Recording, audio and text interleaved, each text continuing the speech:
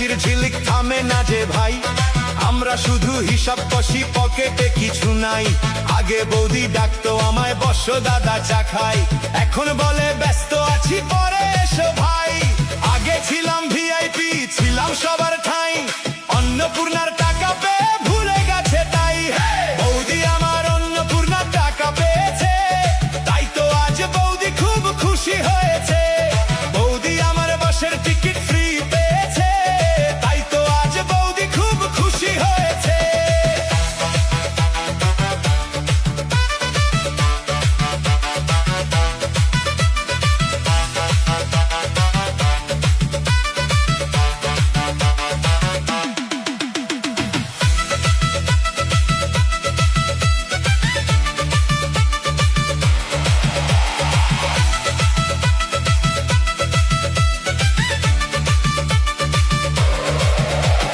পাড়ার মোড়ে বৌদি এখন হেঁটে যাই যে হেসে, আমরা শুধু বসে থাকি